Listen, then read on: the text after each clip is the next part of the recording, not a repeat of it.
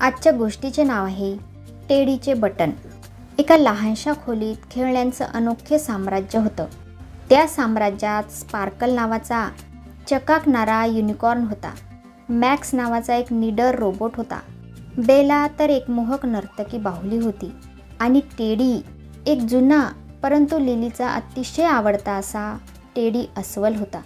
टेडीचे वैशिष्ट्य म्हणजे त्याच्या पाठीत लावलेलं एक लहानसं चमकदार बटन होतं, ज्याचा उद्देश कोणालाच कधी कळला नव्हता.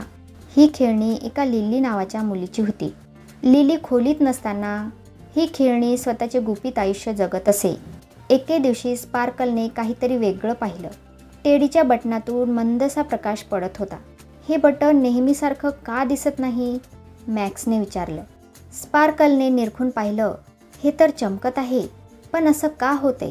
टेडीने थोडंसं गोंधळून सांगितलं. लिलीच्या आजीनं खूप पूर्वी हे बटन लावलं होतं. तिनं फक्त एवढं सांगितलं होतं की याच्यामध्ये काही खास आहे. सगळ्यांना कुतूहल वाटलं.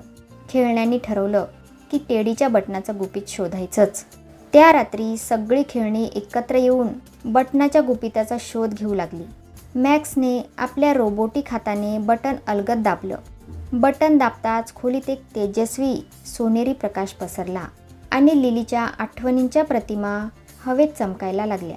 त्यांना एक दृश्य दिसलं. एक लहानशी लिली तिच्या टेडीला जवळ धरून हसत होती आणि तिची आजी जवळच बसून प्रेमाने टेडीला शिवत होती. टेडी भावूक झाला. हे बटन मला लिलीच्या बालपणाच्या सुंदर आठवणींचा भाग बनवतं. आठवणींचं गुपित उलगडत असताना त्यांना बटनाचा आणखी एक विशेष गुण दिसला. ते बटन फक्त लिलीच्या आनंदाच्या क्षणांचं प्रतिबिंब नव्हतं, तर ते तिच्या दुःखाच्या क्षणीही टेडीमध्ये एक उबदार आनंद भरून ठेवायचं.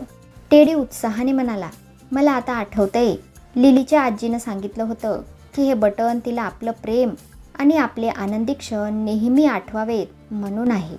तो गोड क्षण पाहून सगळ्या खेळण्या भारावून गेल्या. त्यांना जाणवलं की टेडी फक्त एक खेळणं नाही, तर लिलीच्या बालपणातील जिव्हाळ्याचा एक भाग आहे. एके दिवशी लिली नाराज वाटत होती. तिने टेडीला जवळ घेतलं, पण टेडी गप्पच होता. ही संधी साधून खेळण्यांनी एका आरशातून बटनाचा प्रकाश परावर्तित करून लिलीला ते गुपित दाखवलं. ते पाहून लिलीने टेडीला घट्ट मिठी मारली आणि हळूच म्हणाली, तू नेहमीच माझा लाडका राहणार.